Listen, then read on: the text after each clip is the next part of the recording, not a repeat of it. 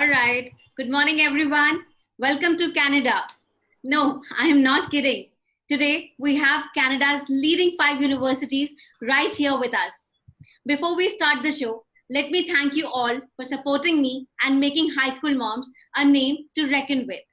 I'm a mother of a high school student, and I started this movement to help millions of mothers who want nothing but best for their kids. Today, we get hundreds of emails, texts, and calls from parents, students, schools, and universities who not only compliment us for what we do, but also shows interest in associating with us. I invite all the mothers to join High School Moms Facebook group. The link is there in the chat. I also invite all the parents and students to follow our Facebook and Instagram page. The Instagram handle is highschoolmoms.community. I repeat, our Instagram handle is highschoolmoms.community. I'm proud to say that we are India's only parent community driven education movement. Now, without taking much time, let me introduce our moderator of the day.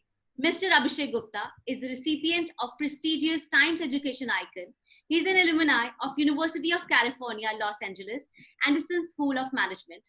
Mr. Gupta is India's best career counselor who has counseled over 30,000 students and spoken at over 600 events.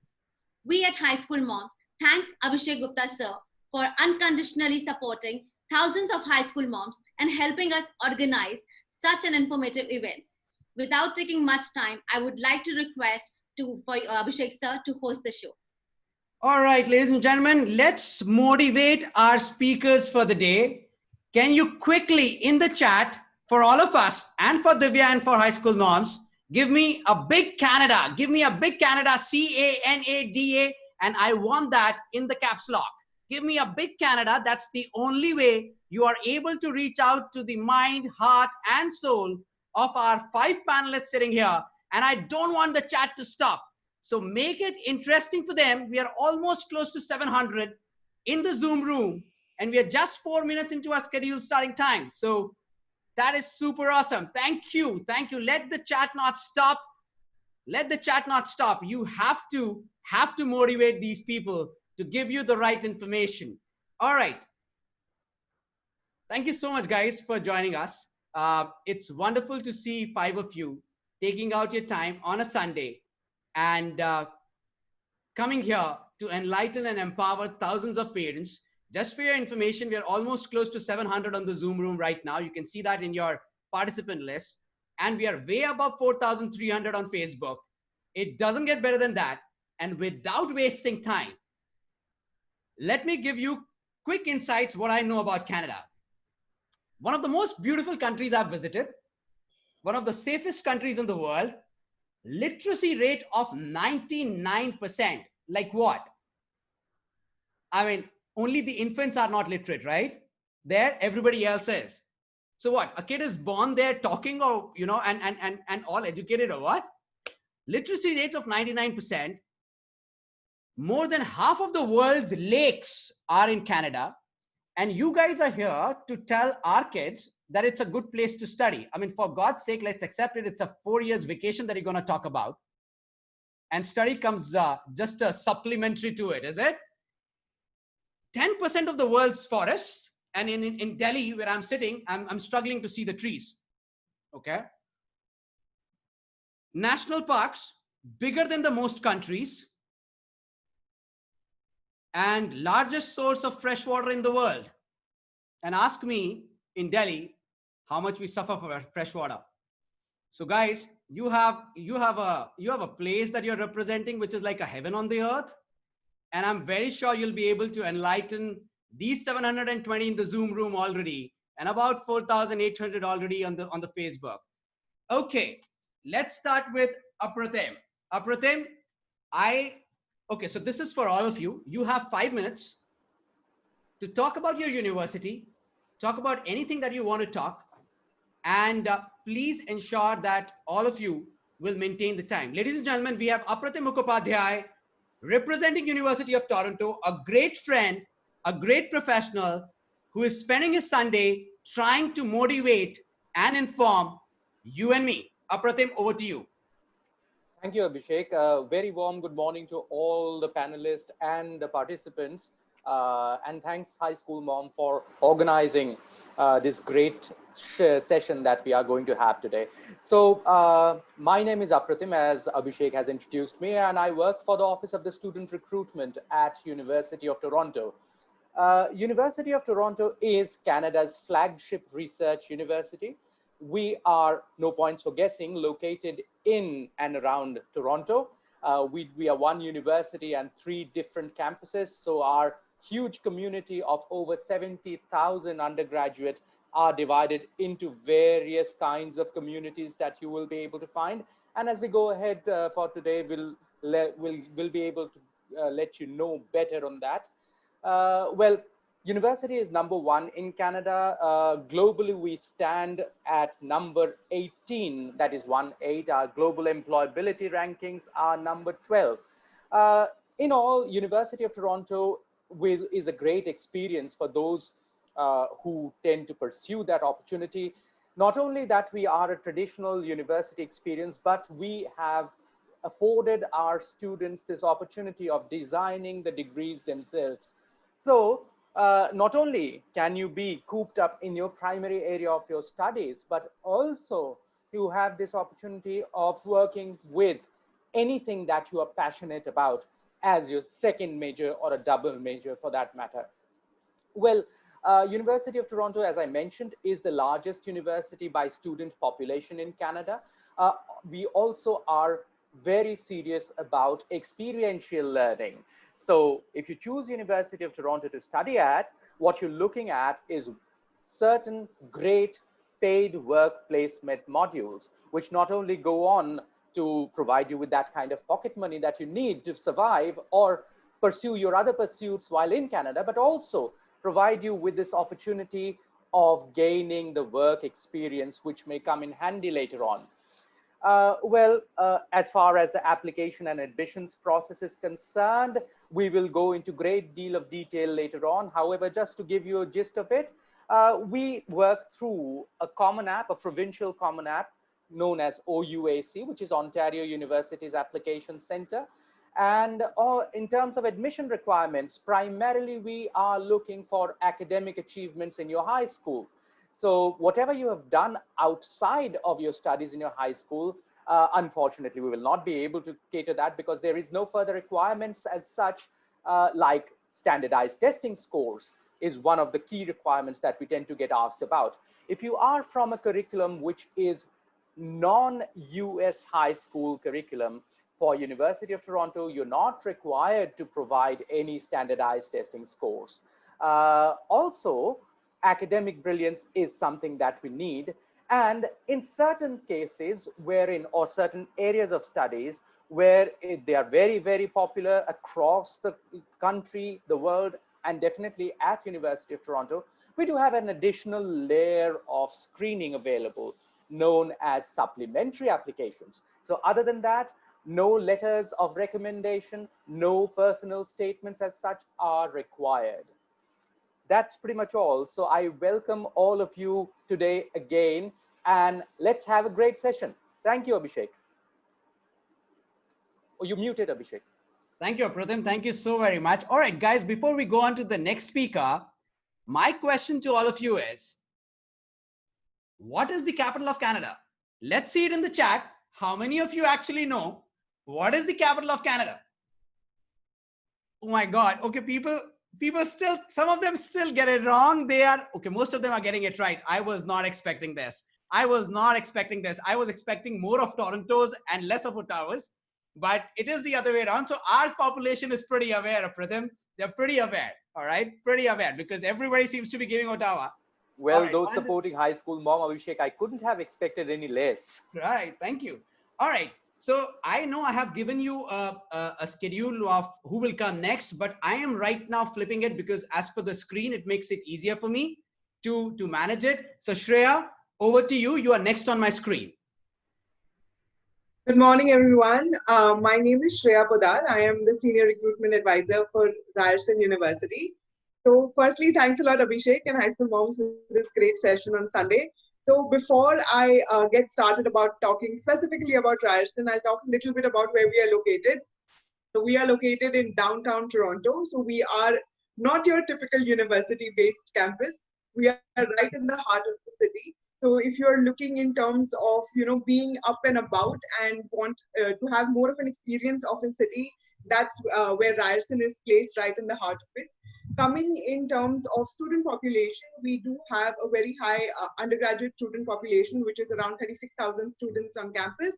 In terms of programs and kind of, going off of what Aprati said, that we also do offer a lot of experiential learning. So when you see all of our modules in terms of the faculties ranging from your arts, community service, faculty of communication and design, engineering, all of the programs do have an experiential component in it. In terms of few programs maybe that I would like to highlight would be, we are one of the only universities that offer Bachelors of Aerospace Engineering in Canada. So if that is something you're interested in, that you could apply for. A few things I want to highlight about the university, which is apart from just your education and picking your programs, is something called as zone learning. So we have something, zone learning is basically an incubator. So if you have seen the show called Shark Tank, so you have, if you have a business idea or a pitch that you would want to probably get invested in or you want to work on it, we have 10 different zones, and that could be across various faculties. You can go and pitch your idea to a panel of investors, and if they think it's actually feasible, you could probably graduate with a business on your hands. So that is something that you have apart from just your studying experience. We do have also an option of doing your majors and minors, and you can also go undeclared. So if you're not sure, like you are interested, say, in the sciences, and you aren't sure what area or what major you would want to specialize in, you can go undeclared for the first year, get a feel of different classes, and then decide, and then declare your major with that. Also, we do have a lot of co-op opportunities. Being in downtown, we have great industry connections. So that, and lastly, I would like to end with, we do have a lot of scholarships that we do offer, but that vary in terms of merit and faculty based. So we could discuss that further on when we do get more questions in the Q&A box. But thanks a lot for removing some time today and hearing us out, and look forward to answering all your questions. Super awesome, Shreya. Thank you so very much. And thank you for sticking to time. Another important thing is, guys, give less information. What will I ask you if you give all the information in your pitch statement? I mean, you can't be making it more difficult for me, can you? All right. Next on my screen is somebody I continuously keep on saying sorry all the time in the world, and I do not know why. If I have to give her a call at 11, I'll ensure that I don't call her up till 12, and then I'll give her a sorry call. Anjali Anand Seth, a very good friend, a super professional. Anjali, over to you. Your 5 minutes starts now. Thank you so much for the timer. My name is Anjali Anand Seth. I'm the International Recruitment Specialist for Huron at Western University. So my good friend Vandana is here to talk about Western. I'll just briefly talk about the relationship between why we say it's Huron at Western, because Huron is one of the campuses of Western University. So as a Huron student, you are a Western University student. Your degree will be from Western University. You're just studying at the Huron campus and taking advantage of the Huron advantages, as I call it. What are the Huron advantages? So we are the founding institution of Western University, established in 1863. 15 years later, when Western came into being, they, of course, developed as a very high-class research university. We give only undergraduate degree programs, 4-year degree programs, and we specialize in business and liberal arts programs. However, if a student does want to study sciences, you can do those courses at Western main campus. Your degree could be major minor or could be a double major. Very quickly, 2-3 things that make us stand out. One, we offer paid internship to every single student in every single program. It's not like a choice. You are offered that. Our advising team, both academic as well as career advising team, believe in one-to-one mentorship. The reason we do that, and the reason why we are able to do that, is because we intentionally keep the class sizes small. I do not admit more than 1,300 students from across the globe. Our classes primarily remain between 30 to 35, and we're pretty happy with that. We don't want to increase the class size. The idea behind that is that professors know you by name. You're not just a student number. You're not sitting in huge class size. There's a personalized connect with the professor, which will help you later get not just good internships, but also good jobs. So employability is a big factor. We could talk about that later. Admission requirements, of course, we will touch upon, but we are home to the Ivy Business School. So again, Vandana, I'll leave that to you. But Huron students can get into Ivy Business School also, third year. That is where you get in. Employability report of Ivy is, of course, very good. But what is exclusive to Huron is that Huron is the only institution in entire Ontario which has partnership with Harvard Business School. So Harvard saves 20 seats for Huron students every year if they wish to do a core program, Credentials of Readiness program. Our tuition fee ranges between 34 to 45,000 Canadian dollars, but we offer some of the most generous scholarships in entire Canada, which ranges anything from $4,000 to $60,000 over 4 years, which is given automatically. There is no separate application that you need to make for it. And our highest scholarship is the International Presidential Scholarship of 100,000 Canadian dollars, which of course is competitive, given only to 10 students across the globe. But 3 students from India have been getting it consecutively for past 2 years. So there is a lot of potential in Indian students, I'm sure. Last but certainly not the least, admission requirement, of course, is high. So we will talk about it later, of course. But Huron is all about culture of care.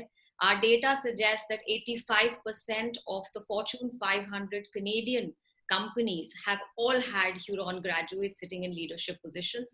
And the top 3 companies of Canada have all had Huron graduates. So there's a great potential. All universities in Canada are very good.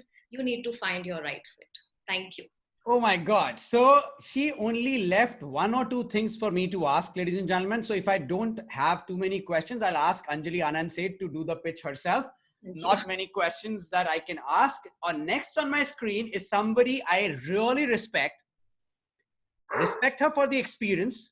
Respect her for the comfort that she has given me from the very first day I've got to know her. Sita from University of Waterloo. And Sita, I understand that you also represent the Faculty of Mathematics at University of Waterloo. You are not answering this question right now, but I definitely have a question. Why is that people and parents don't understand that mathematics bachelors can lead you to places? You just don't have to become a teacher. So that's a question that I'm definitely asking you, Sita. But before that, your 5 minutes starts now. Thank you so much. First of all, I'd like to say hi to all the moms, dads, and students who are participating today. Thank you so much for joining us on a Sunday morning. And I want to thank Abhishek and High School Moms for giving us this platform to talk to all of y'all about our universities. University of Waterloo. So I'll introduce the university to you with our tagline, Beyond Ideas.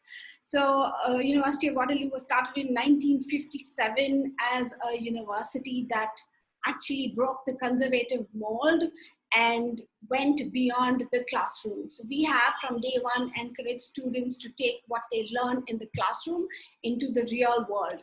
And that's exactly why Waterloo is called a place of opportunities, a place where you can dream up an idea and bring it to life. And there are a lot of success stories which we can talk about later on sometime at leisure. But just to give you an idea, we are located in the city of Waterloo, which is about 114 kilometers to the west of the city of Toronto. All of y'all seem to be very familiar with the city of Toronto, so you can drive down. It takes about an hour to an hour and a half, depending on the traffic, to reach Waterloo from the Pearson International Airport. We are about a mid-sized university with about 35,000 plus undergrad students and about 5,000 plus graduate students.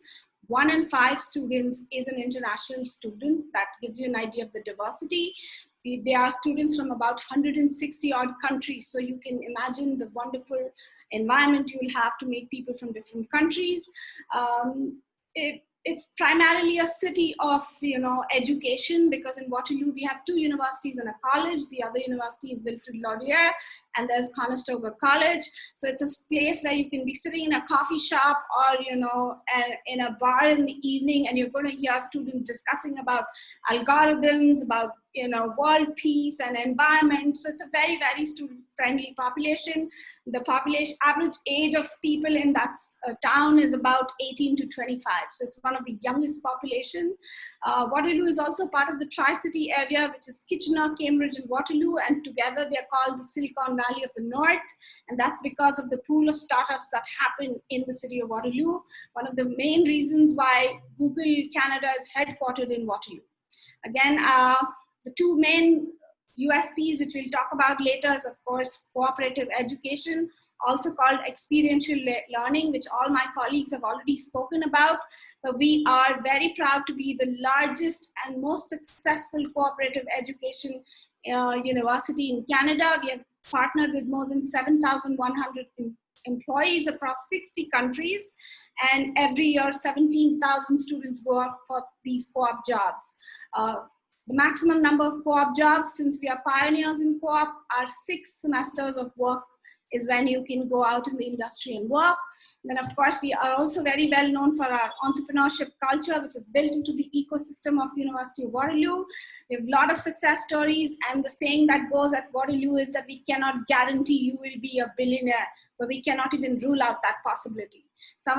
We already have 6 of our grads who are unicorn companies. Abhishek will tell you, unicorn companies are basically startup companies that become billion-dollar companies. Some of the names I can quickly throw up is Kik Messenger, Instacart, Wish. BlackBerry was born there, one of the first smartphones that none of us want to talk about today. We are very well known for our STEM programs mostly, but we do have a large faculty of arts as well. So don't worry if you are interested in humanities, doesn't mean Waterloo is not a place for you. We'll talk about the admission requirements and other things maybe, in some future sessions. I don't want to talk anymore because I think I'm reaching my time limit. But yes, if you do think of Waterloo, you're always free to contact me. I'm very, very approachable. My contact details, I will leave it, in the chat box or somewhere. You can write to me, you can WhatsApp me, whatever way you want to get in touch, and I'll be happy to assist all of you all. Thank you. You don't want to leave your WhatsApp number. You don't want to leave your WhatsApp number. No, I'm telling you, this is no other platform but High School Moms. 850 in the Zoom room, Sita, and you can very well verify it. And almost 5,000 on Facebook. You leave your WhatsApp number. I am not responsible for the phone crashing, right? So very, very clear. But ladies and gentlemen, that's University of Waterloo. Like Sita said, a small campus with a mountain size of reputation. So coming to next, Vanda Mahajan, somebody I really, really adore. She is the one who offered starting High School Moms chapter in UAE. And we are seriously considering that, Vandana. And the day we say a yes, you will be the conveyor of High School Moms in Dubai. That's a promise. Over to you. Please sort out this confusion that started with Anjali, Huron at Western and Western. Anjali gave a lot of insight, but now you have your 5 minutes to talk about your university and give us a little bit of understanding how Huron and Western operate with such good camaraderie like you both showed right now, and still representing 2 different institutions. Over to you. Thank you, Abhishek. And a very big thank you to High School Moms for creating this platform and making Canada a part of this community. I can't thank you all enough for this opportunity, especially in COVID times. And I can only say this is great. So starting with Canada, I'm a proud Canadian. I've spent 15 years in Canada working with the topmost universities in Canada. And one thing I will say to all of you listening to me today, all Canadian universities offer quality education. It is the topmost education in the world, and there is no comparison to a big or small size university. Western University is one of the most popular universities in Canada. It is home to a beautiful campus, I would say one of the most gorgeous campus in Canada, and is home also to 3 affiliate university colleges. My colleague is here from Huron University College. It is one university, my friends, with 3 university colleges on their campus. It is the experience you're seeking for. They offer some common programs with Western University, whereas there are some programs which are only offered at Western. So you need to choose the right fit. Western University, Canada the location is about 2.5 hours drive from Toronto. So it is actually a great platform to be close to Toronto, yet be in a community which is a student community and a student town. It is the rankings for Western University have been jumping quite quickly. We are home to Ivey Business School, which is our flagship program. And in the most recent Financial Times ranking, Ivey Business School has been rated as one of the topmost Canadian business schools. We are one of the top research universities of Canada. We are home to over 400 undergraduate programs, and we offer a unique combination of programs ranging from humanities to business to engineering. We have a very unique faculty of health science and medical science. And what is unique about Western and all the affiliate university colleges on campus as well, you have an opportunity to pursue internships. You have an opportunity to pursue co-op programs as a part of the university programs. You can also do a joint degree with the business school, our Ivey Business School. If you decide to do a joint degree, you are spending 5 years instead of 4 years, but the beauty is you will graduate with 2 degrees at the same time. We offer unique scholarship opportunities for international students, and having worked with universities in Canada in the past 7 to 8 years, I can only say that Canadian universities offer a lot of scholarships, internship opportunities for academically deserving students. We have automatic scholarship entrance awards, which are automatic based on your grade average in high school. We accept all curriculums, including CBSE, ICSE, GCSE, American, and IB. If you are doing the British curriculum, we will accept you with AS courses only. We offer one of our biggest scholarships is International President's Student Scholarship Award. And this goes out to well-deserving students globally. And there are 30 such awards.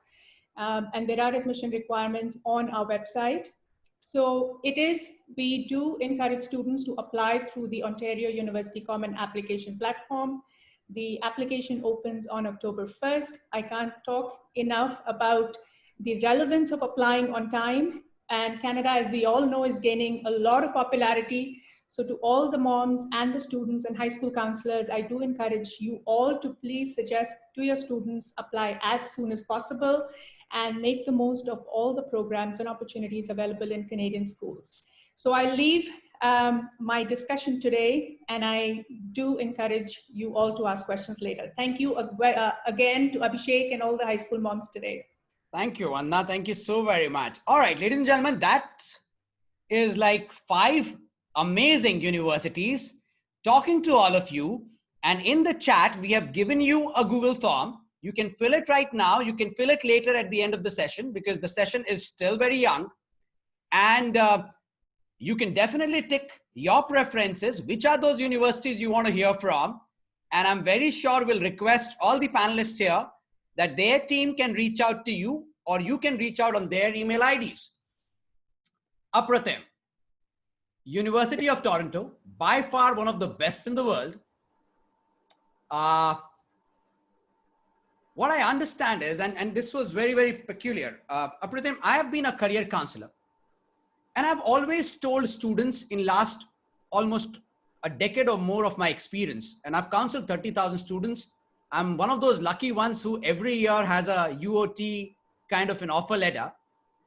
And I tell my kids, whatever is mentioned on UOT's website, you have to go ahead and give something more to UOT than what is mentioned. It's a pretty competitive university. I go ahead and tell them that please take a standardized test because UOT might be test agnostic, but they might not be test blind. This is my side of the story, right? Because as a career coach, I want to ensure that my kid gets through, right? My question to you is, let's forget about the standardized tests and the other requirements. Let's focus on 2 things right now. What is an ideal candidate for University of Toronto? What are those soft skills traits that University of Toronto looks at? Can you define that for us so that the kids can really build it up in the high school before applying to you? And what is your fee structure in black and white? And there is a scholarship that you call it as Lester B. Pearson Scholarship. 3 questions, 1 answer. Apratim, over to you. Thanks, Abhishek. Thanks for putting such a nice question, actually, wherein I'll find an easy answer. I'll take the first aspect of the question about what you need to do in order to be an ideal U of T candidate. And perhaps this will answer major part of other things that you've asked in the question, apart from the Pearson Scholarship. So, ideal candidate should be an academic achiever. Now, there is a reason why University of Toronto has limited or restricted or perhaps taken only an academic aspect into consideration as far as admissions are concerned. The sole reason is access. So we do get applications and students from 160 different countries of the world every year. Now, the only way that we can manage that kind of a student pool is primarily through where we can have an equal or a level playing field. And that is primarily provided through an academic achievement. For example, someone doing a CBSE or an IB program in India may not be very different doing the same program in any other part of the world. So academic merit counts as the primary and main thing in your applicant. Having said that, I would not desist anyone who is pursuing other pursuits while studying in their high school. So there is a lot of role that you can, there is a lot of part that co-curriculars play once you are in the university. So definitely people who have done really well in co-curricular activities have a better chance of succeeding in their studies because they do have those kind of soft skills with them that they have dealt with over the years during their other pursuits. So also in some areas that I mentioned that you're required to negotiate a supplementary application, which is a supplementary profile, wherein your experience from outside of your academics will come in really handy. Things like quick thinking or thinking on your feet, leadership qualities, things like if you've done any community work, what kind of experience you may have drawn. So all these things go into those intangible set of things that will make you an ideal candidate. However, on the face of it, as far as admissions are concerned, I'd like to reiterate, please focus as much as possible on academic achievement. That makes life easier because that actually helps out in most of the scholarships that we offer. So for international students, as some of my colleagues have also alluded to, we do have scholarships. That is something that Canadian system, that's the nature of the beast that we're dealing with, are not fee aid or help or any kind of assistance as such. But you will have to be right at the top of the merit in order to gain almost 99% of the awards that are there at the university, which are merit oriented. And these are auto consideration. The one that Abhishek has referred to, Lester B. Pearson International Scholarship. So Lester B. Pearson International Scholarship is the most prestigious scholarship of the university. It is named after Lester B. Pearson, who was Canada's Prime Minister and Nobel Peace Prize winner, apart from being an U of T alumni. So this is a full ride award, all 4 years of tuition and living paid for. Probably if you are going to get this, the only expense that you will ever incur would be a flight ticket to Canada. The things that I have mentioned outside of your academics will play a crucial role whenever you're creating a profile for Lester B. Pearson Scholarship. So all the 4 years, because everything is paid for kind of, and the value is huge, we are only able to provide 37 of these scholarships every year to international students. And I'm very happy to announce out of those 37, 5 to 6 students are every year from India.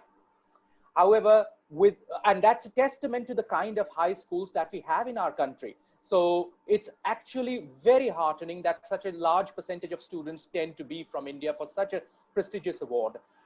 Also, the thing is that this is because of the competition that it entails. We are taking it as part of a school nomination, and every school is allowed to nominate one student, which they think, depending on the way they devise their own systems, how and what they need to do in order to nominate that student. Apratim, let me stop you there. And one part of the question that you didn't answer, please understand here, you're not talking to school counselors alone, Apratim. We are talking directly to parents.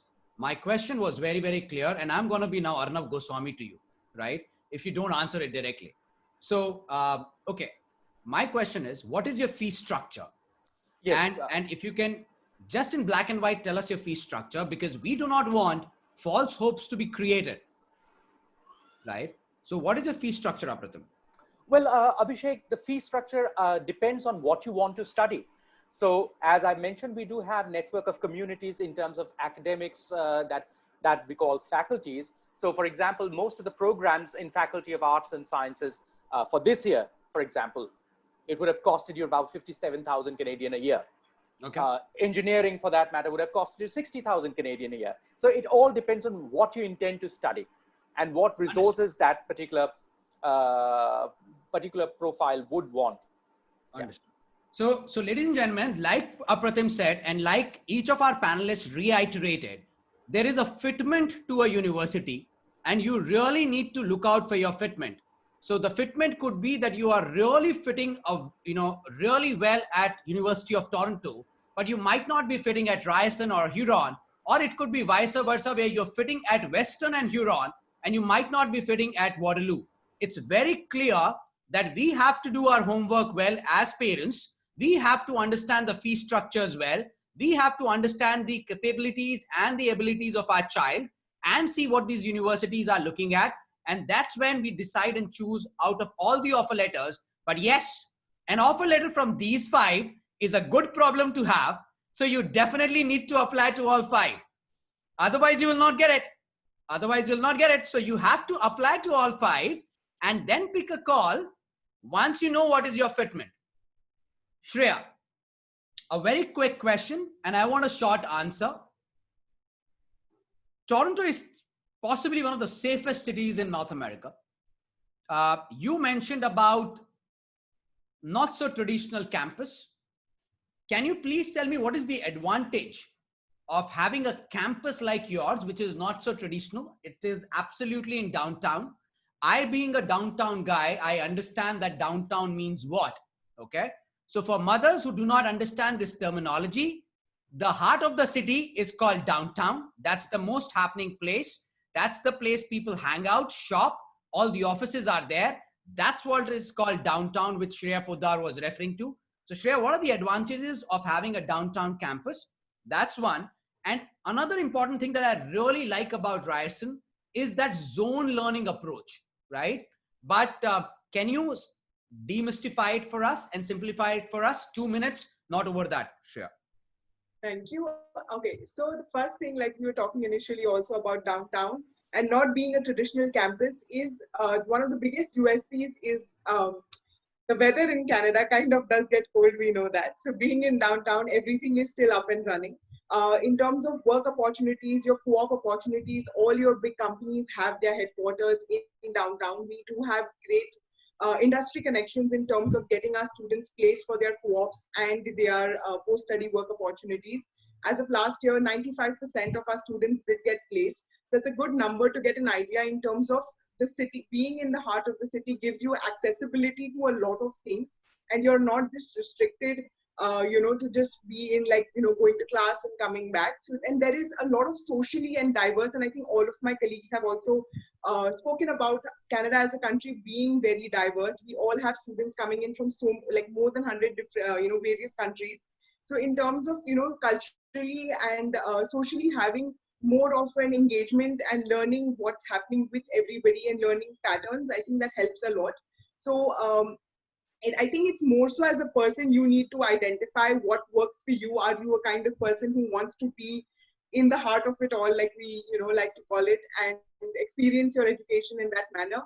So that is that answering that part of being in downtown. And talking about zone learning again, which I did touch upon earlier, we are a university-based seed incubator. So if you are interested in starting off with a business, or you do already have a business idea, we have investors across all of our faculty. So there are 10 different zones. And so for an example that I can give, last year we had a student from the Faculty of Engineering and the Faculty of Science that worked together on making a helmet that worked on your sensory nerves. That was actually bought over by a Sweden-based company for $1 million. So they actually graduated being millionaires even before they finished their final year. So there is a lot of opportunity in terms of if you choose as a student to make an effort, and it is not specifically a part of your curriculum. It is an extra effort that you need to make and put yourself a little bit out there, and experience what Canada and Ryerson has to offer and make a choice accordingly. Right, Shreya. And what is the fee structure, Shreya? Black and white? Yes. So again, for us, fee structure ranges from 27,000 to 39,000 Canadian dollars. It will depend on faculty. So the humanities and arts faculties will be roughly around the 28,000 Canadian dollars, and the businesses and the engineering will be from the 33 to 39,000 Canadian dollars. Right. Shreya, your next question will come after the second round. And that question will be around aerospace engineering because you specifically mentioned about that. So I would take that time. Anjali. My first question to you, Anjali, is what is this thing about Ontario? I mean, everybody seems to be in Ontario only. What is this thing about Ontario? And okay, first answer that, then I'll ask you that question. So I think it's one, of course, because it's the most populated province, very safe and welcoming. And it is home to more than, I think, 1 in every 3 Canadian is there. 2019, what I read was that it hosted some 48% of Canada's international student population. So it's a top destination for both immigration as well as international students. Education, since it falls under provincial jurisdiction and not federal, you can understand the importance of Ontario because it receives the maximum number of students in the country. And it has the maximum number of public universities in the country. So out of about 60 public universities, 21 of them are located in Ontario province itself, which is of course a clear indicator of how well established and developed the university infrastructure is. More importantly, I think when students go abroad for education, one of the primary concerns of all parents is whether my child will find a job. So economy and job is also one of the biggest advantage for students who are planning to study in Ontario. In fact, all of us are in Ontario province. That difference also is pretty significant. So Ontario's economy alone is responsible for almost close to 38% of Canada's GDP. And it is one of the largest in Canada, almost twice the size of the second biggest provincial economy in Canada is Quebec. So that's there.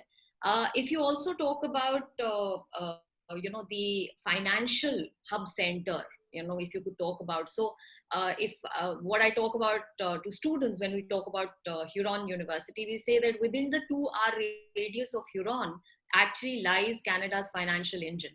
So Bay Street and between Toronto and London, where Huron and Western are located, we have practically every major Canadian and multinational company headquarters of Canada located there. So if I could just give you examples very quickly, 7 of the world's largest vehicle manufacturing operates. There are 14 plants in Ontario, which talks about why manufacturing becomes so important in the province.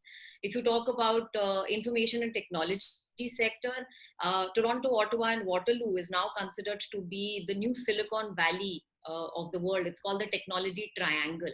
And this again, a lot of other areas, Canada, across Canada attracts most inventive brains to Ontario. You mentioned about forestry earlier in your introductory remarks. So forestry again remains a very important industry.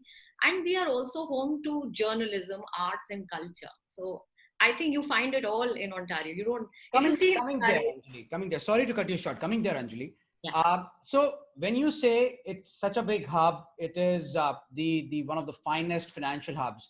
Is it fair to say that Huron is possibly one of the most sought after courses at Huron would be finance and business, or are you a more? Are there any flagship courses that you really want to tell our parents about?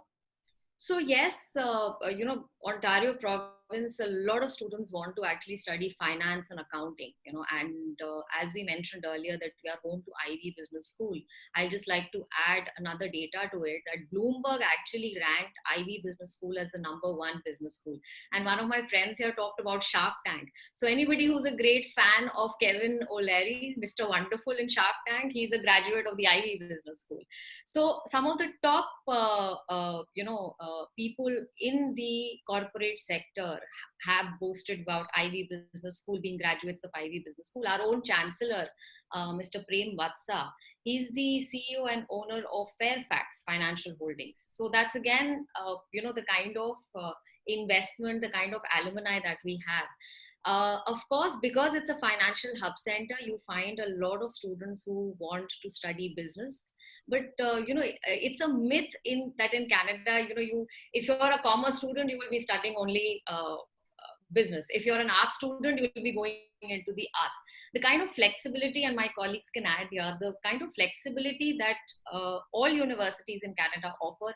You can combine a liberal arts degree with a minor in science. A lot of our students do economics with computer science, so whole lot of possibilities available, but yes.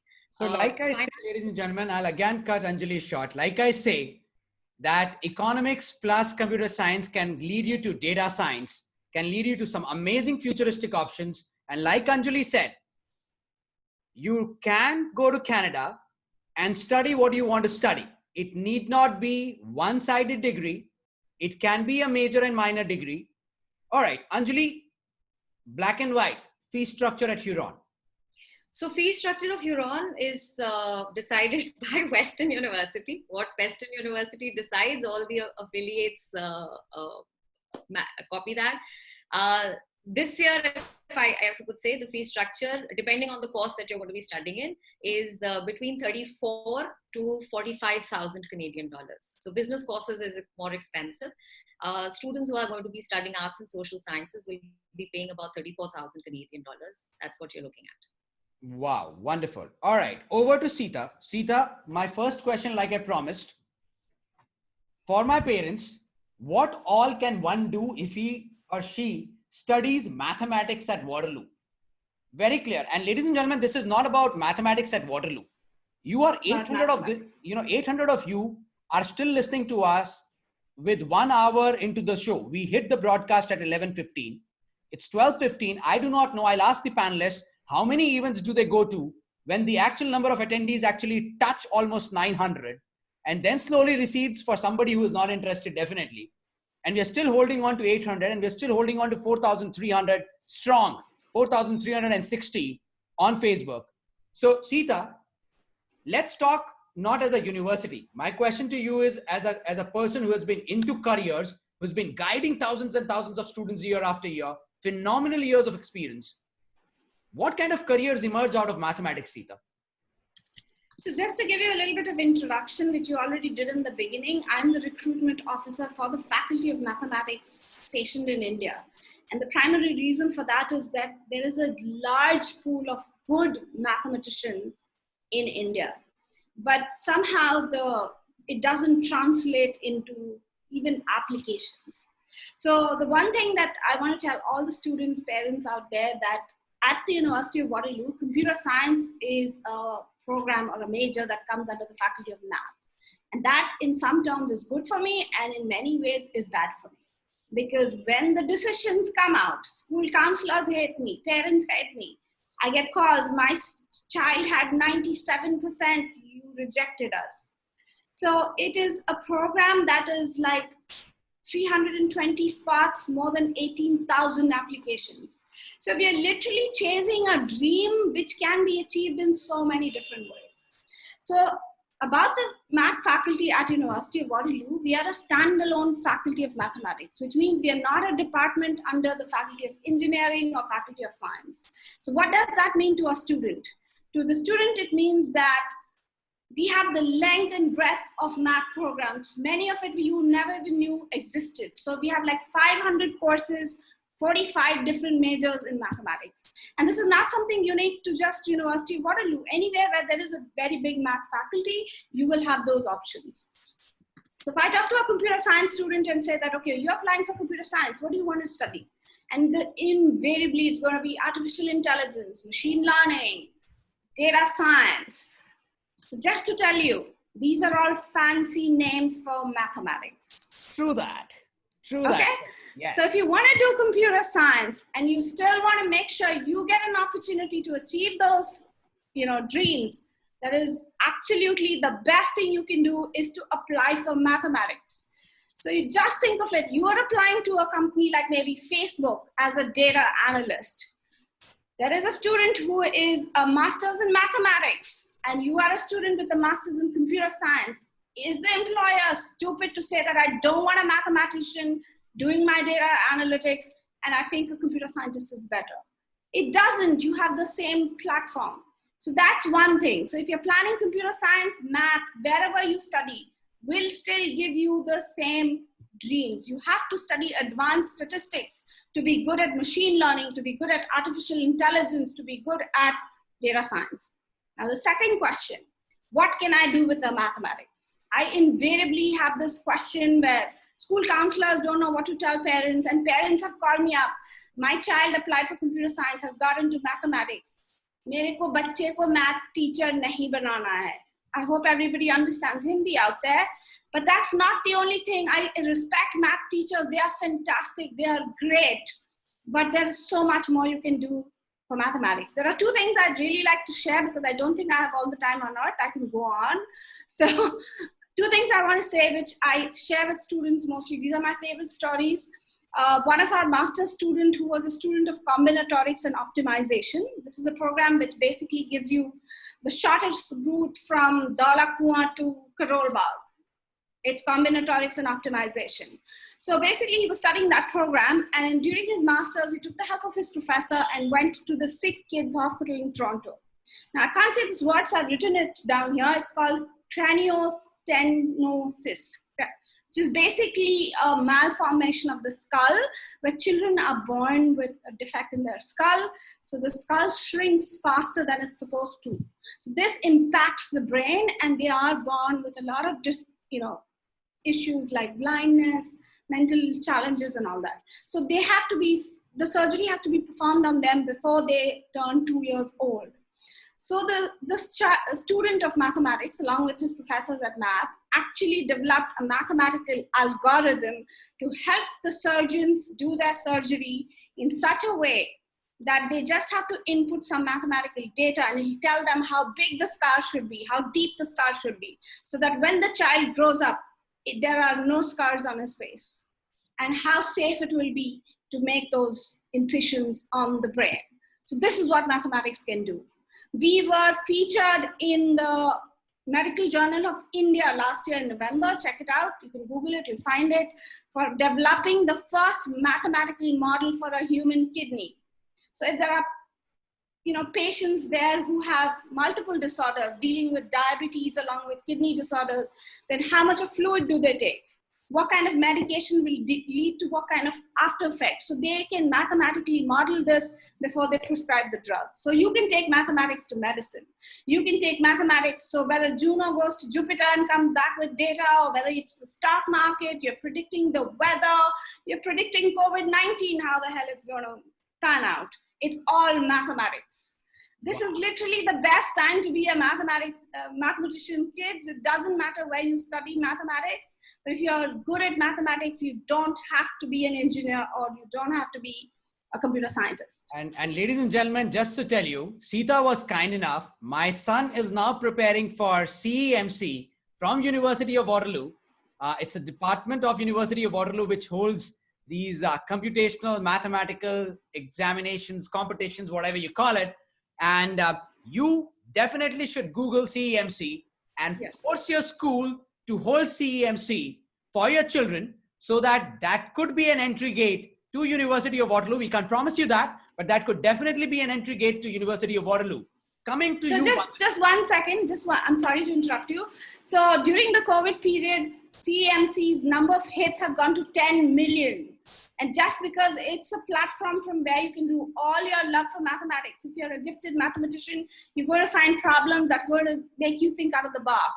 And if you do these CEMC contests, it's not just about applying to Waterloo. Even if you apply to American schools and your math teacher gives you a letter of recommendation and mentions that they have done the Pascal, Fermat, Gale, any of the exams, and this is what they have scored, it has huge value in any university across the world. So they're very well known for those contests. And the best part is that CEMCs can be given starting grade 7 and upwards. So my kid is in grade 7 and he's preparing for CEMC. I suggest all the parents whose kids are in grade 7, 8, 9, and 10 do look and at then of course, if you're less than like grade 4, grade 5, we have games and mathematical stuff for them to, kind of rekindle that love for mathematics. The contests are grade 7 onwards, but grade 4 onwards, you have problem solving and mathematical puzzles and games. So ladies and gentlemen, like they say that, a person's experience and a person's passion is what resonates.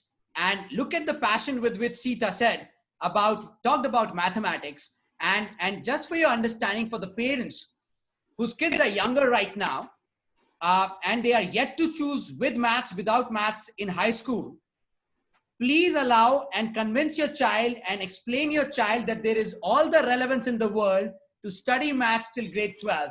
If nothing else, it improves your analytical skills, it improves your critical thinking, and it makes sense to hold on to that subject till grade 12. Vandana, over to you. My question to you is, you are representing Western. Western is one of the finest in the world when it comes to psychology.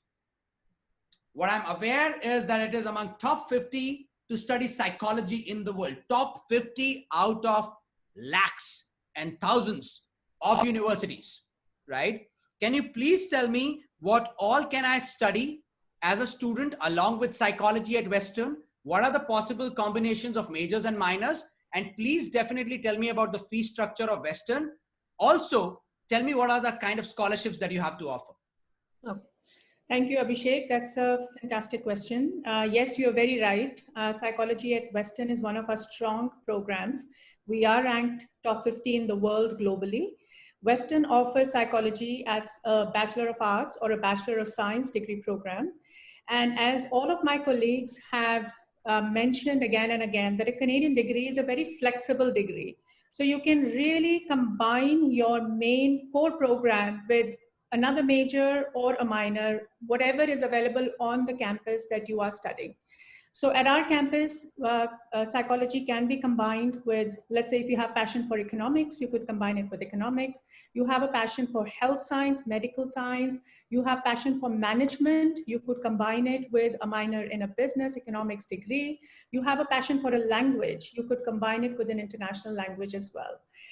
In fact, United Nations has set up a lab on our campus, which is one of its unique kind of research lab, which allows our psychology students to do research on campus.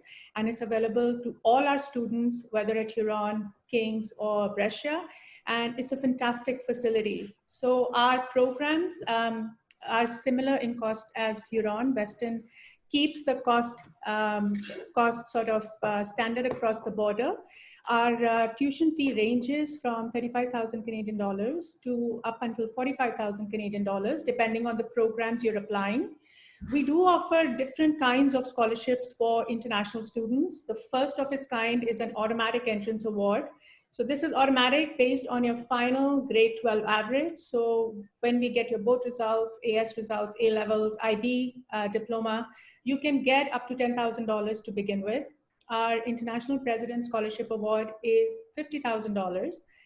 You could apply for that as well and get $50,000 from there. And there are multiple other scholarships which you can apply for being an international student.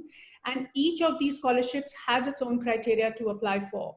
So if you are a student at Western and you are a good student with strong academics and a strong overall profile, and you're lucky you could get multiple scholarships. When a student gets scholarships, let's say you get $50,000, $100,000, whatever that number is, 1/4 of that is given to you every year.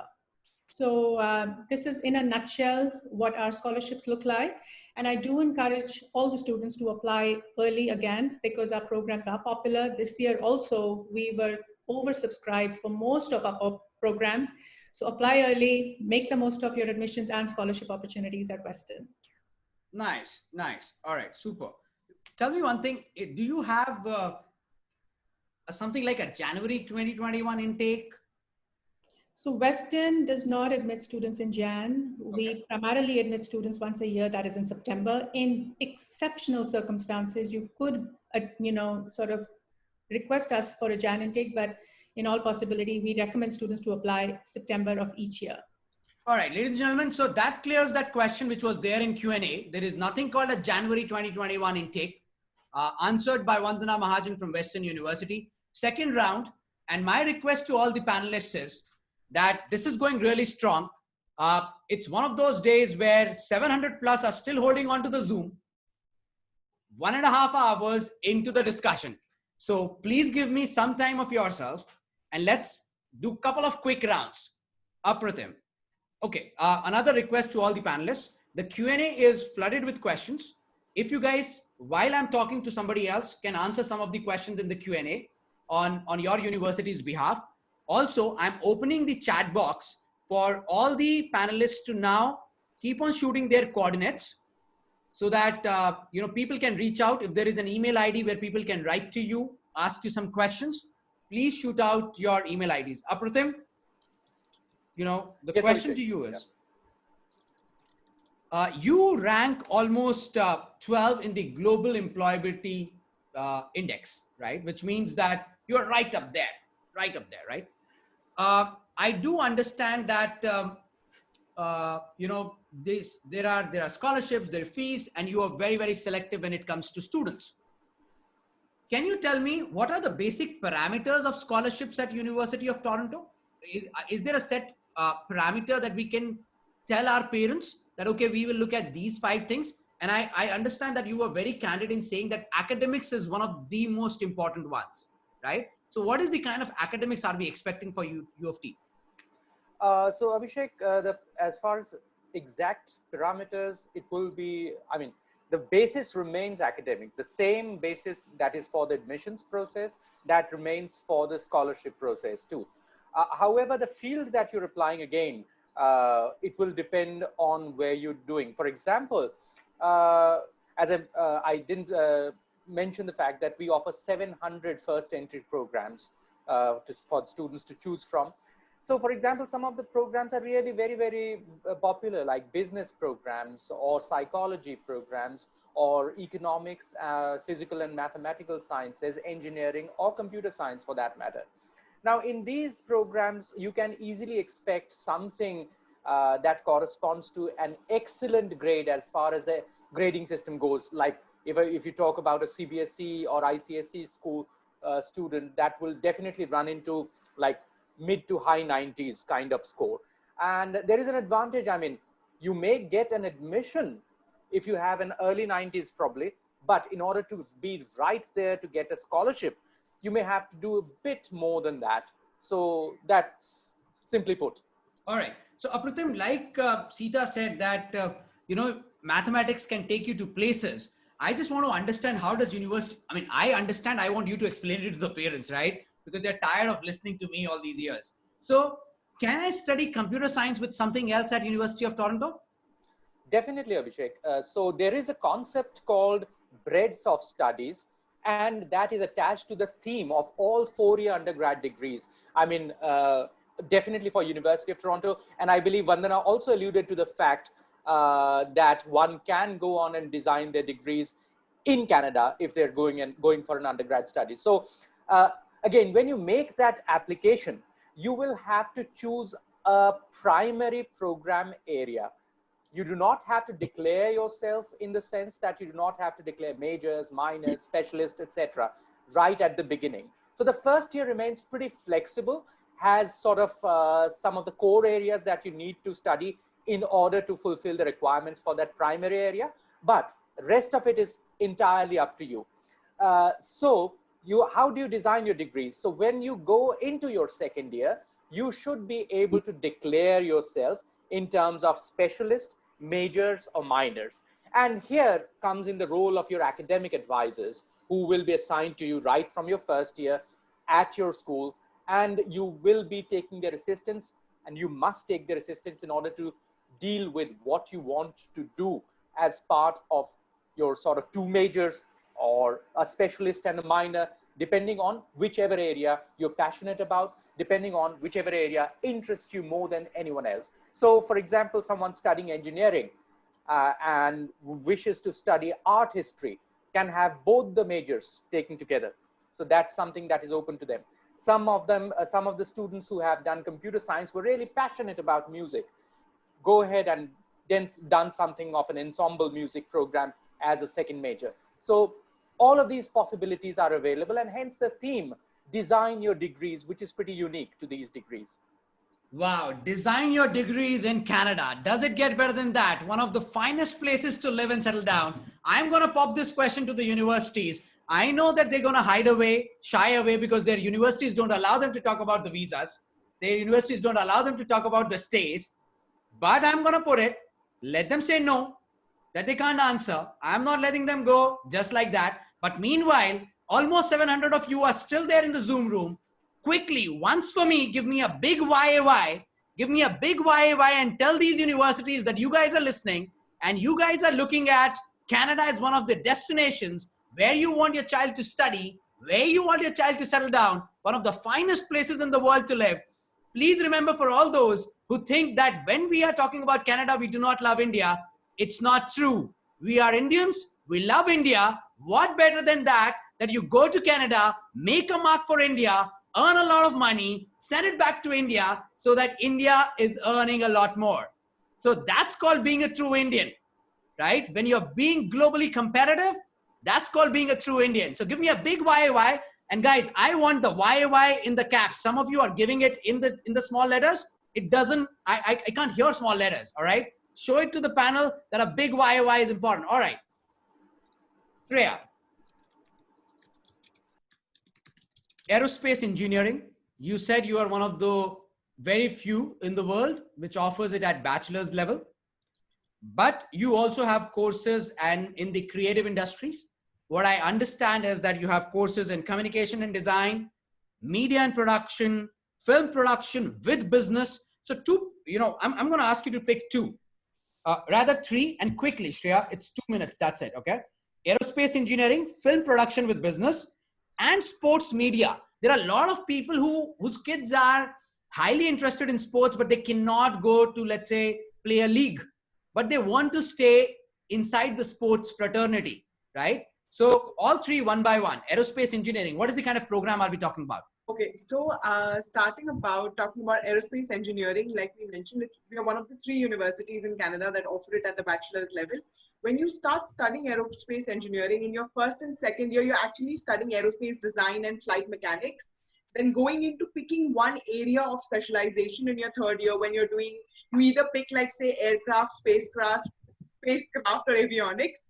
And finally, in your fourth year, you start designing either an aircraft or a spacecraft, and you're working with the research team. So Ryerson has a partnership with the Canadian aerospace industry. So in terms of having that exposure when it comes to your co-op opportunities and your post-study work opportunities, you're actually working with the big ones, with all of that. We are actually partnered with Bombardier last year to make the next gen flight experience more comfortable, because we do take a long, there are long flights that even if you're going from India to Canada, it's a long flight that you're taking.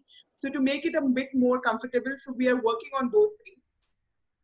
Talking about, say, creative industries is a unique program in the sense that it is a business degree combined with the Faculty of Communication and Design. So you do not want to do your typical business management or BCom programs. You're actually understanding and studying all of the media productions, all of your communication design programs, and learning the business aspect of those programs and how you can excel in those. And lastly, talking about the sports media program, we are one of the only universities in North America that offers sports media as a degree program, where you are studying everything that you need to know about sports, from, say, your commentating, journalism, radio, TV, and how the whole industry works in the sense of the back end of the industry. So you don't necessarily have to be playing a sport to be in that industry. You're working and understanding how to be a part of that industry and excel in that. So that's a snapshot of these 3 programs. Thank you. Thank you, Shreya. Anjali, you mentioned something about Harvard keeping 20 seats for Huron graduates, right? You also mentioned about Ivy, and I understand Ivy is something that Vandana would also want to talk about. So let's understand a 4-year program at Huron, right? Quickly for me in 2 minutes, what does the first year looks like, second year looks like, third year looks like, and the fourth year looks like? 4 years at Huron. Okay, so all students, whatever they begin with, the program that they begin with, particularly talking about Ivy, can apply to Ivy after grade 12. When they fill out the OUAC form, they have to complete another application for Ivy, which is called the Advanced Entry Opportunity, AEO application. Ivy will save that seat for them if they qualify and get in for 2 years. Ivy does not begin after grade 12. Student will study first 2 years at Huron or at Western Main Campus, and the third and the fourth year they do the Honors Business Administration program. And if they come back the 5th year to Huron to complete whatever degree they started, they get a dual degree. That's the way it works. Answers the question briefly? Yes, yes, it does. All right. One more thing that, and let me quickly pull Vandana before I go to Sita, because the idea is both of you are the part of the same family, right? So Vandana, when a child applies to Western, right? Does the child automatically can apply, is considered applied to Huron? Or Huron is because that's the confusion which parents are asking right now. Can I apply to Western and my application goes to Huron as well? So Vandana, that answer if you can give. Yes, absolutely. That's a great question. And I think Anjali and I also get asked that many times. So it is a separate application altogether. It is an experience you're trying to actually seek at a Canadian university. So if you're looking at a smaller class size, you're looking at Huron with the program specializations that they offer. If you want to apply for Western, you will apply for Western separately on the Ontario Common App. And these 2 are separate applications. Huron, you will have to indicate each and every affiliate university college of ours on the Ontario Common App, and you're not automatically considered for Huron or King's or Brescia while clicking Western as one of your choices. Okay, so you have to definitely apply separately for Huron. That's clarified by Western University. And there has to be 2 different applications. That's very, very clear. Okay, Sita, before we go deep dive one time into your scholarship criteria, what I want to understand is that you beautifully summed it up, how mathematics can be applied to medicine science, to data analytics, data sciences, artificial intelligence, algorithms, so much more, even astrophysics for that matter.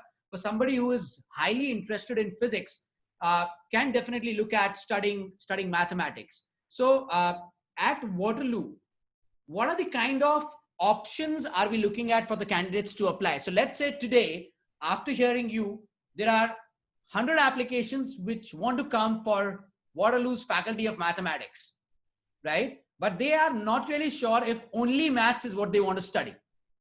What kind of suggestions will you give as University of Waterloo? You're on mute, Sita.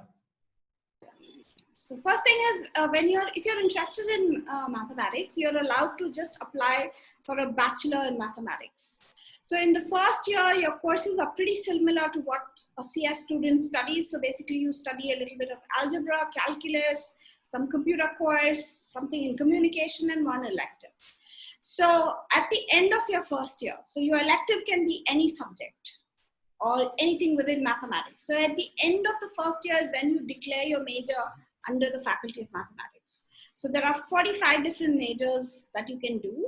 And if a student is really interested in physics, We have a program called Mathematical Physics, which is offered both under the Faculty of Science as well as the Faculty of Mathematics. So depending on the interest of the child, if this child is more interested in theoretical physics, then applying under the Faculty of Mathematics will be great. So and they will have a course counselor to interact with throughout their first year, to be able to figure out what branch of mathematics would they really get into. If they're not doing very well in finance which they might have taken as an elective, then there's no point getting into financial analysis or risk management or actuarial science. So this kind of help and hand-holding will be available to students. So that's how mathematics, at least at this is very interesting. Works. Each one of you is saying that there will be somebody to handhold the child in the first year to help the child figure out what the child should study or how the career should pan out. And each one of you is giving different names to it. So, Sita, how does it work? So, is it like with everybody, in each university, is it like a mandatory thing that every university is allocating a so-called of a buddy to every candidate? How does it work at Waterloo? Yes, at Waterloo, you do have upper year students who help you. You have teaching assistants, and of course counselors also available.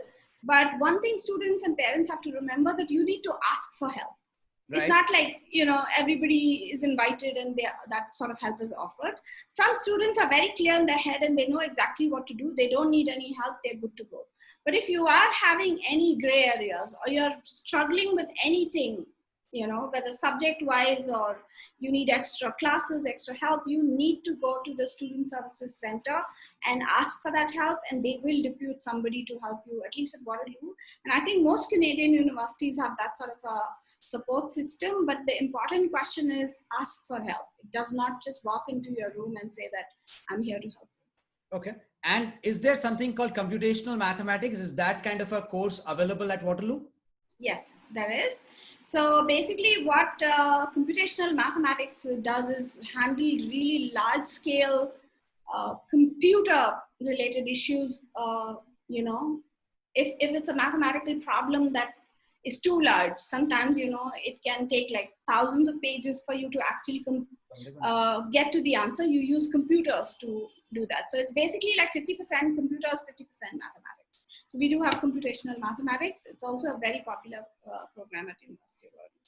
Awesome. So at this point, I just want to mention one thing, that the Faculty of Math has scholarships, especially for the gifted mathematics students. So yes, if you write the CEMC contests and you do well in them, then there are 15 scholarships, especially for Indian passport holders. Doesn't matter whether you're doing IB, Cambridge, or you're doing CBSE, ISC, as long as you're holding an Indian passport and studying in an Indian school, you're eligible for them. There are 5 $40,000 scholarships and 10 $20,000 scholarship for the Faculty of Mathematics. Okay. And the second thing I would like you to address, because I was going through the Q&A and there are like thousands of questions about medicine in Canada. So Waterloo doesn't have a medical school, so I won't answer this question, but if anybody in the panel or Abhishek, you yourself, please tell the students how medicine in Canada. We'll take that. We'll have to do a separate session only for medicine across the world, and I'm very sure, because there is this super fear of NEET in India and writing those exams that people are looking at. One suggestion that I can give you guys is that when you're looking at studying medicine abroad, please ask your child to take PCMB and not PCB. Because when you look at America or when you look at Canada, they are very, very clear that as a surgeon, you need to know at what level you need to do an incision, what kind of tools you need to handle, at what angle do you need to cut. So mathematics helps. So if you are looking at your child studying medicine internationally, especially US and Canada, please, for heaven's sake, make your child take mathematics in grade 11 and 12. PCB will not help, PCMB will help, but we'll definitely take that a separate session altogether, and we'll talk about medicine. Quickly, final round. 5 of you representing the 5 of the finest Canadian universities. Thousands of questions in the chat already. We are still holding on to 600 plus. Believe you me, and this is, you guys understand this far better. People struggle to get 300 in the Zoom, right? There are 600 holding on after 1 hour and 30 minutes. That's the power of high school moms. So tell me straight, who will take this question? Is my child allowed to work for few hours while he is pursuing or she is pursuing the undergrad in your school? Okay, Shreya first. I think all of us will be, answer the same thing. All students Quickly, are 30 seconds, quickly. I want to hear students from are you. allowed to work 20 hours a week, either on or off campus. So they need to just be on campus. If they find a job the very next day, I think they can start working. So yes, to answer the parents' question, definitely can work. Okay, Apratim, can the child work immediately after entering the college, or is there a lean time where you are not allowed to work? No, there is no lean time, Abhishek. They can work from from the day that their season or their session commences at the university. So, as Shreya mentioned, 20 hours part-time when their term is on, full-time whenever they have vacations. So that is allowed. And also, may I add one more thing? Probably I'll be jumping the gun. So, if you are going to do an undergraduate degree in Canada, which is a 4-year duration, the government allows you to remain in Canada after your qualification for 3 more years and work full time there. So it's a 4+3 system. Okay, so that makes me come to Anjali. Anjali, do you think this working part-time when the college is on and working full-time when there is the vacation time, do you think it is good enough for a child to take out his pocket expenses, some incidentals, or is it just good to know but not so good to have? So as you rightly said, during study semester, if you want to keep those grades up and you want the scholarships to continue, do not be too worked up about working. Please attend class 2. So while the government allows you to work for 20 hours per week, a good balance, I don't think is anything more than 11 to 12 hours per week. I mean, that's really extending it to. During off semesters, yes, because you've got full 4 months as off semester, you can work for 40 hours per week. And I have seen students do earn well, especially if they're part of internships or co-op. But yes, it's not enough for you to pay your tuition fees, as a lot of parents might think that maybe he will earn and pay for himself. Not possible, at least not in the first 2 years, but enough to pay your rentals and maybe your personal expenses. Wow. Again, depends on how much you spend. Oh yeah, I mean, you can, it's like an aluminum tube after Dholakwa, which straight away lands in Canada. But where you sit in that aluminum tube is a personal choice, right? I would just say this, that anybody who says this to you, that you can earn and pay for your tuition fee, is not giving you the right picture. That's not giving you the complete truth. And ladies and gentlemen, this is the beauty of High School Moms, and this is the beauty of talking to the best universities of Canada. They are fair and square, not raising any false expectations. And Vandana, coming to you, same question. Do you see most of the students opting for this part-time work, or do you see only a handful of your students opting for it? I think majority of the students, I have realized, do opt for part-time job opportunities in their second year. In the first year, I think there is a lot of merit in saying that it's a transitional phase. There's a lot happening in a student's life. It's a change of country, change of weather, change of style of learning, and being in a larger environment. So majority of our students are able to find themselves job opportunities from the second year onwards, and they're more comfortable then as well. Okay. Sita, Apratim said that it's 4+3. So if you complete a 4-year degree in Canada, you can stay back in Canada. What I call it as optional practical training kind of a thing in US, that you can stay back. Just to clarify the parents, there is no change in visa status. The student stays on the same student visa for 3 years? No. Earlier there used to be a 90-day limit, but I think they are removing that time limit also. You have to convert your work study visa into a full work visa.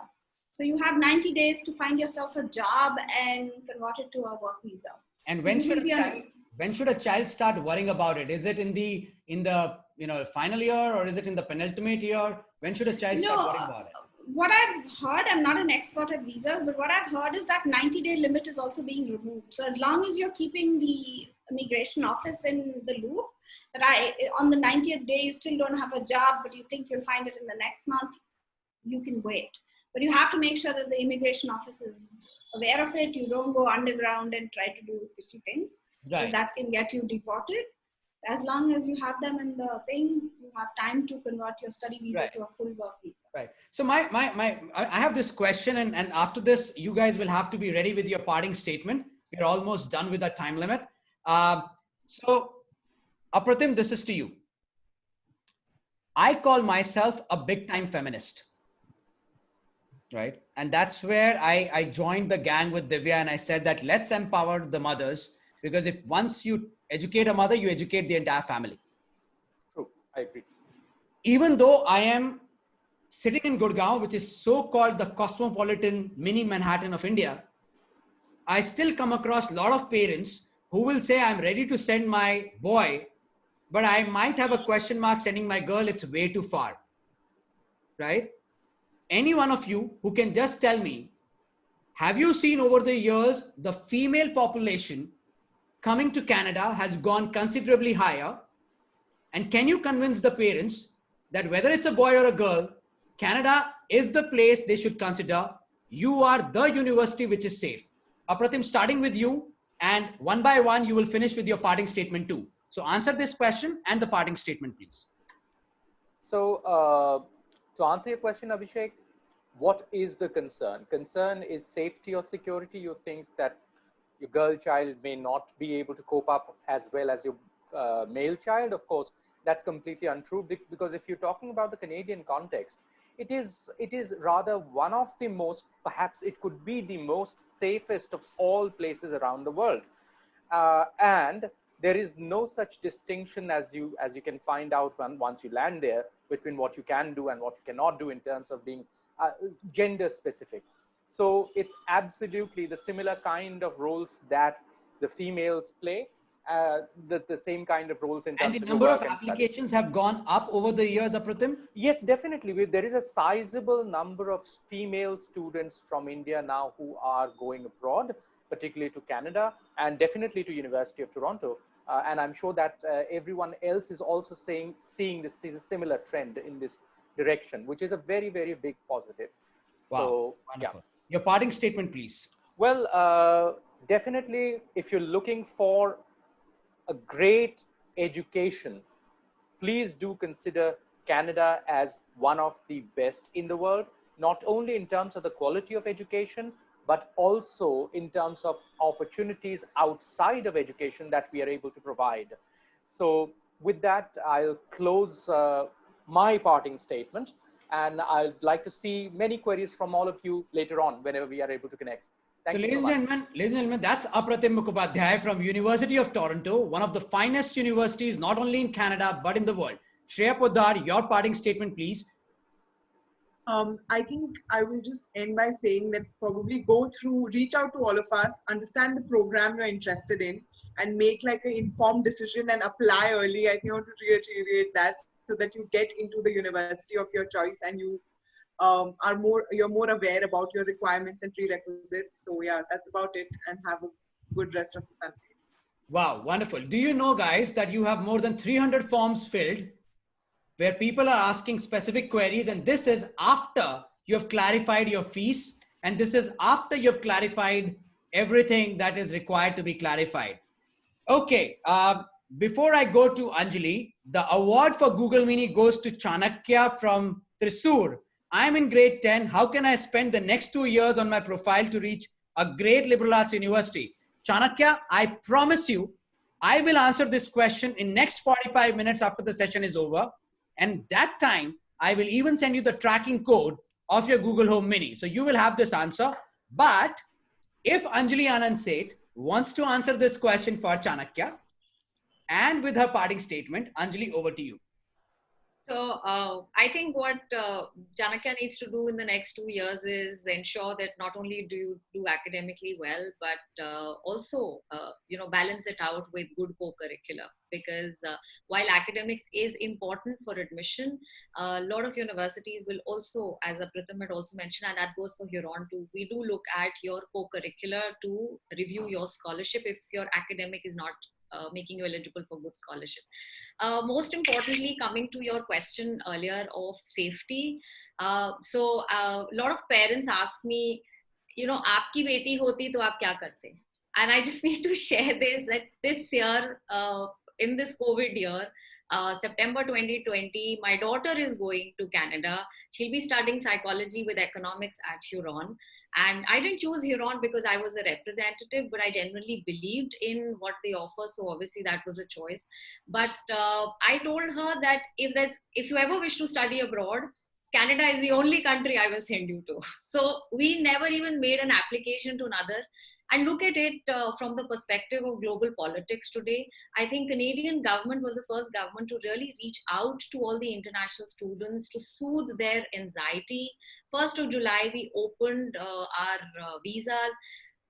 Just 2 days ago, the IRCC declared that you can complete up to 50% of your education in India, in your home country, and still be eligible for the postgrad work permit of 3 years. Which country is offering that? Would do that. That kind of speaks. There's already too much of confusion about America, and it makes sense that one country in the world is taking lead in soothing the nerves of the international students. Awesome. Sita, your parting statement. What is the trend you are seeing, and what is the message you want to leave at High School Moms? So to all the moms out there and dads also, I'm not being very biased to just the female gender. I would say your daughter is much safer in Canada than in New Delhi. And if I were to go out to a pub at 9 in the night, have a drink and walk back to my hotel, I will have no fears that if I'm in Toronto or Waterloo or any other city in Canada. But I will not do that in Delhi after 6 p.m. or after it's dark. So that is how safe Canada is from a personal perspective. And the second thing, of course, the numbers are increasing.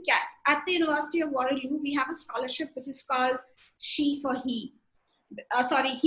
So there are boys who give up their scholarships, especially to give it out to girls. So there is a huge scholarship, and the brand ambassador for that is, I don't know Emma what she is, but the girl who plays Hermione in Harry Potter, she's the face of the scholarship.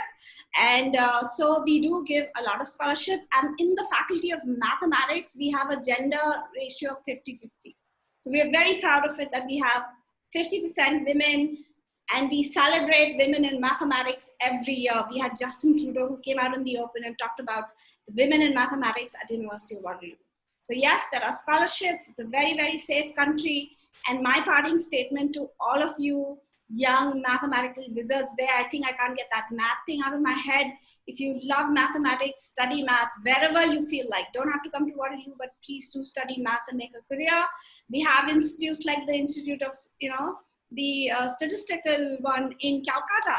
It's one of the best. We have, students who graduated from the Indian Statistical Institution who are professors at the University of Waterloo. So yes, if you love mathematics, study mathematics, and I'm sure you'll do very well in your career. All the best. I completely agree with you, Sita. The only thing that I don't agree with is when I said high school moms, you said I have nothing against dads. But for me, motherhood has no gender. So when I say high school moms, I include dads too. Motherhood has no gender. Right? Yeah, that's a wonderful concept. Yes, but I just thought in case there are some people in the audience who don't believe that. In any case, I just want to say thank you very much for this platform. I want to wish everybody stay safe, stay healthy, and let's hope that we can all meet in person very soon. Thank you very much. Vandana Mahajan, your comments, your parting statement.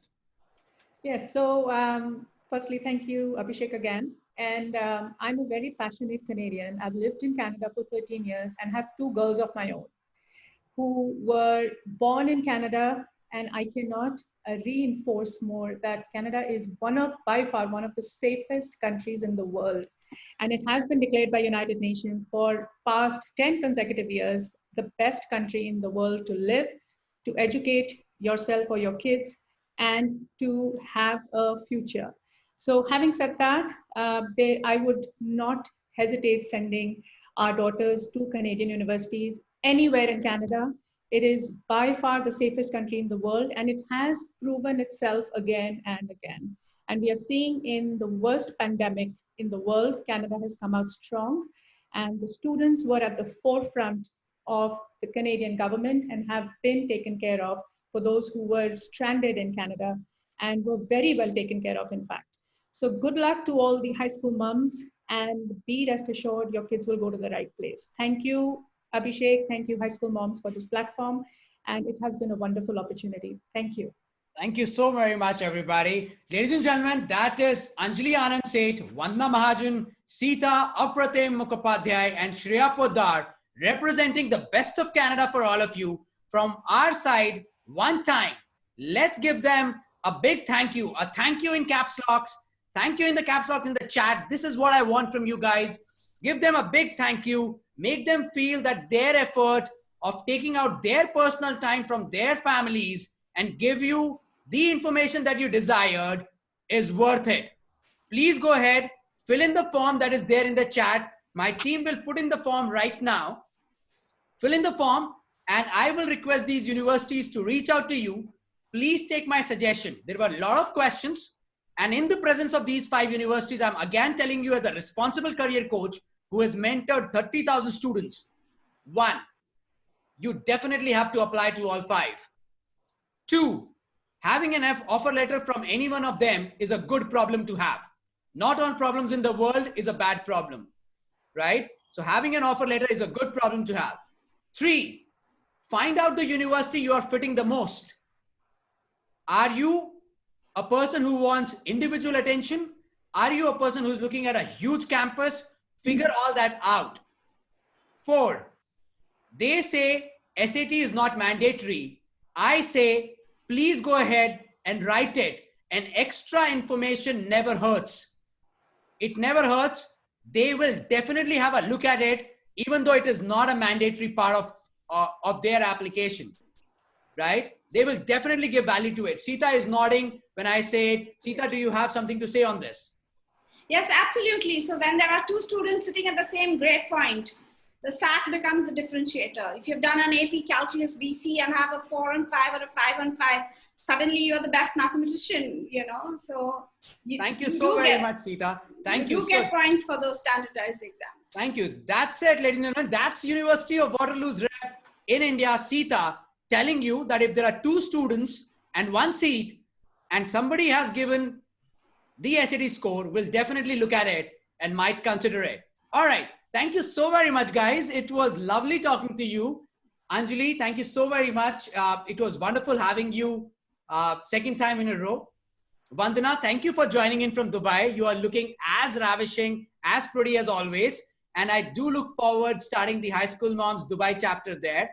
Shreya, thank you so very much for joining in from Mumbai. Apratim, thank you. Sita from down south, thank you. Thank you so very much, guys. I look forward to see you in person sometime soon. Abhishek, before we leave, can we have a group picture, please? Oh, yes.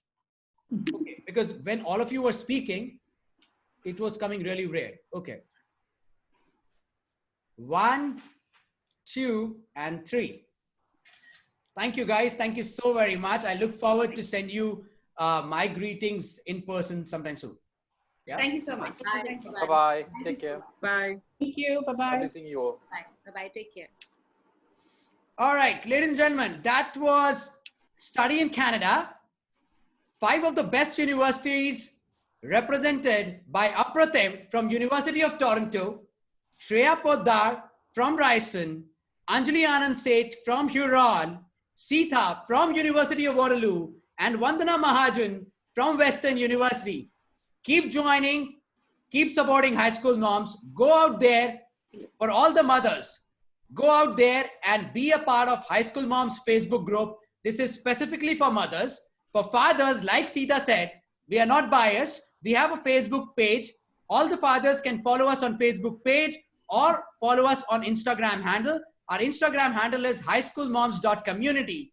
If you want to follow me, my name is Abhishek Gupta. You can follow me at Instagram on the handle called abhishekgupta.coach. That is abhishekgupta.coach.